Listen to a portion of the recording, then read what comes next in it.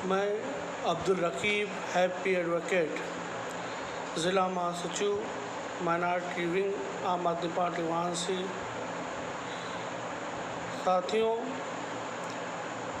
आम आदमी पार्टी सन 2022 में उत्तर प्रदेश की सभी 403 विधानसभा सीटों पर चुनाव लड़ने जा रही है। पार्टी ने अपने 170 उम्मीदवारों की प्रभारी के रूप में सूची भी जारी कर दी है। प्रदेश योगी सरकार के आतंक की नीतियों से, महंगाई से, भ्रष्टाचार से, उसकी गुंडागर्दी से त्रस्त है। राज्य में हर कोई इस सरकार से नाखुश है। ये सरकार खासकर पंडितों का, दलितों का, पिछड़ों का, अल्पसंख्यकों का लगातार उत्पीड़न कर रही है। इस सरकार के द्वारा अगर देखा जाए तो जगह जगह पे दलितों के साथ, अल्पसंख्यकों के साथ, पिछड़ों के साथ बहुत सी नाइंसाफ़ियाँ हुई है। चाहे वो हाथरस कांड हो, जहाँ महिलाएं भी सुरक्षित नहीं हैं। इस राज्य में किस तरह से पुलिस के बल पे सबूतों को मिटाने का कार्य किया गया था। साथियों, आपको याद होगा कि इस प्रदेश में जगह जगह दलितों और अल्पसंख्यक समुदाय के साथ लिंचिंग हुई। कोरोना काल की विभीषिका में किस तरह प्रदेश में, चाहे वो लखनऊ हो, बनारस हो, कानपुर हो, इलाहाबाद हो, लाशें सड़कों पे पड़ी थी। शमशानों में जलाने की जगह नहीं थी। किस तरह लोग तड़प रहे थे। ऑक्सीजन की कमी पूरे प्रदेश में बनी हुई थी और सरकार झूठ बोल रही थी कि किसी तरह की कोई कमी नहीं है। और कितने लोग इलाज के अभाव में मौत के मुंह में चले गए। वो डरावनी तस्वीर देख के आज भी सोच के रूह कांप जाती है,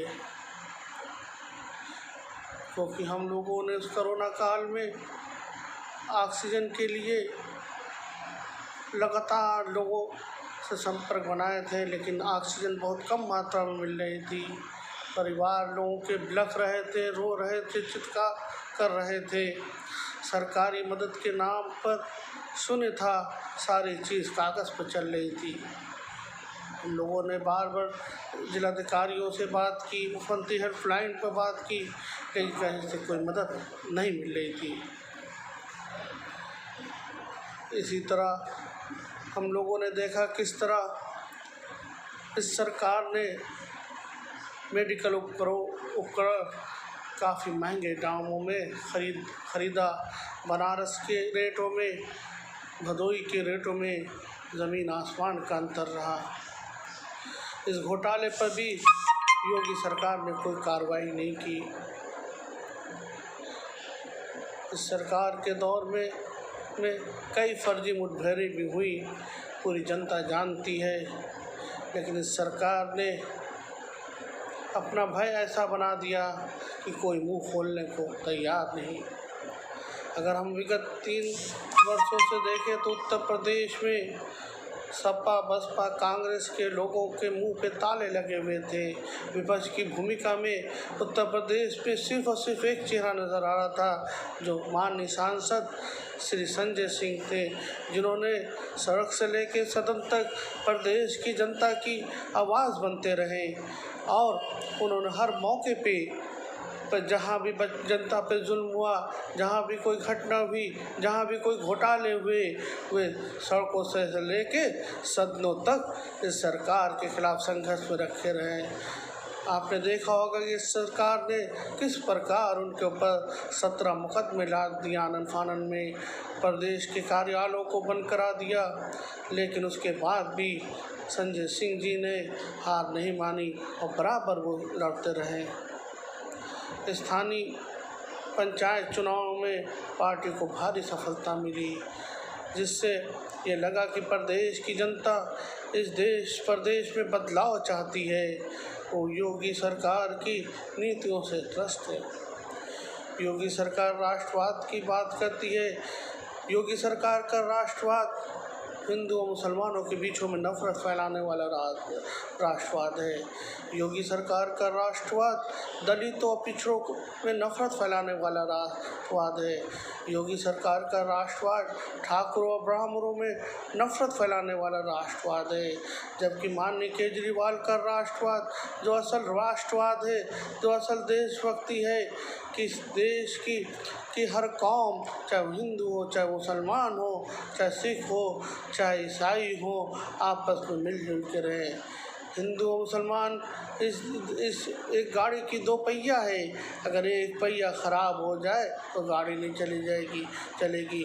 हिंदू और मुसलमान हमारी 2 आँखें हैं। अगर एक आँख ख़राब की जाए तो दूसरी आँख नहीं खा सकती है। इस देश में को अगर हमें आगे बढ़ाना है, इस प्रदेश को अगर हमें आगे बढ़ाना है, तो हमें सांप्रदायिकता, जातिवादिता, क्षेत्रवादिता से ऊपर उठ के हमें एक ऐसे प्रदेश का निर्माण करना है जहाँ पर कोई भी व्यक्ति किसी भी व्यक्ति से धर्म के आधार पे, जाति के आधार पे द्वेष नहीं रखेगा, बल्कि हर का विकास होगा।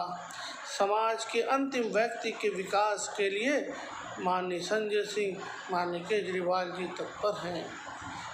आम आदमी पार्टी का मानना है कि समाज के जब तक निचले पाए पर स्थित व्यक्ति का विकास नहीं होगा, तब तक इस प्रदेश का विकास नहीं हो सकता, इस देश का विकास नहीं हो सकता। पार्टी की तिरंगा यात्राओं में जिस तरह की भीड़ आ रही है, पार्टी ने अभी लखनऊ, आगरा, नोएडा और अयोध्या में तिरंगा संकल्प यात्रा की। इन यात्राओं में आई भीड़, इस यात्राओं में उत्साह इस बात की ओर इशारा कर रहा है कि प्रदेश की जनता बदलाव चाहती है। प्रदेश की जनता योगी सरकार से त्रस्त है, वो उसको उखाड़ फेंकना चाहती है। साथियों, मैं जनता से अपील करना चाहता हूँ कि आप माननीय केजरीवाल जी के मिशन को आगे बढ़ाते हुए उत्तर प्रदेश में भी आम आदमी पार्टी की सरकार को लाए। आम आदमी पार्टी की सरकार ने ये ऐलान किया है, जिस तरह दिल्ली का जो मॉडल है, जो सुविधा वहाँ दी जा रही है, वो सारी की सारी सुविधाएं उत्तर प्रदेश में भी दी जाएगी।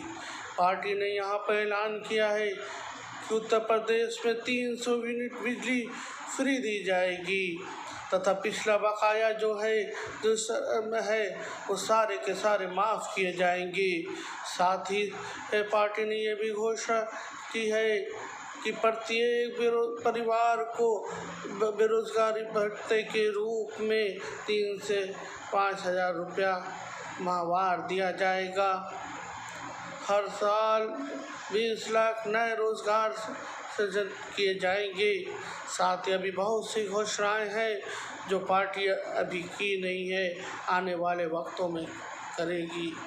मेरी उत्तर प्रदेश की जनता से अपील है, खासकर बनारस की जनता, कि आप बनारस में देखे होंगे जो माननीय मोदी जी का संसदीय क्षेत्र है, विकास के नाम पे गलियों में अगर पहुंच जाइए तो सीवर व्यवस्था बजा रही है, पानी दूषित आ रहे हैं, मिनहोल के मिले हुए गंदे पानी पीने को मिलते हैं, बिजली काट दी जाती है या इतनी ज़्यादा बिजली बिल है कि यहाँ की जनता जमा नहीं कर पाती है और उनकी बिजलियाँ काट दी जाती है।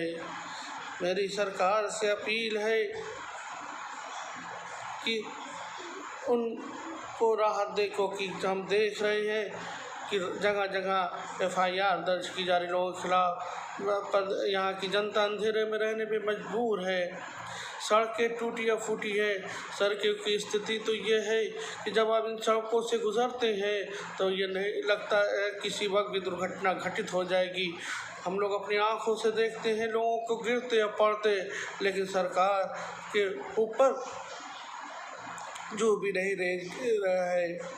इसी तरह गलियां में बजबजा रही है, कूड़े सही ढंग से उठ नहीं रहे हैं। सिर्फ सड़कों पर सफाई कर देने से सफाई नहीं होती। बनारस गलियों का शहर है। जब तक गलियां नहीं साफ की जाएंगी, गलियां नहीं बनाई जाएंगी, तो हम ये मानेंगे कि सरकार ने कोई काम नहीं किया है। स्कूल और कॉलेजों में जो स्थिति है प्राइवेट स्कूलों में ट्यूशन फीस की मनमानी जारी है। गरीब का बच्चा, मिडिल क्लास का बच्चा पढ़ाई करना तो चाहता है, लेकिन फीस के अभाव में वो अपने बच्चों को स्कूलों में नहीं भेज रहे हैं। इसी तरह यहाँ पर की जनता महंगाई से त्रस्त है। आज स्थिति ये हो गई है, पेट्रोल 100 रुपये से ऊपर पहुँच गया, सरसों का तेल 200 के करीब पहुँच रहा है, दालें 100 से ऊपर भाग चुकी हैं, लेकिन लोगों की जो आमदनी है वो पहले से घट चुकी है। हमारी जब लोगों से बातचीत होती है, कोई भी ऐसा व्यक्ति नहीं मिलता है जो ये ना कहता हूँ कि मैं बड़ा परेशान चल रहा हूँ, मेरी रोज़ी रोटी सही ढंग से नहीं चल रही है। और यही स्थिति सन 14 से पहले ये थी कि बनारस में हर कोई खुशहाल था, किसी चीज़ की कमी नहीं थी। लेकिन 14 से लेके आज ये स्थिति पहुंच गई है कि लोगों को खाने का ठिकाना नहीं है। बहुत से परिवार फाका कर रहे हैं।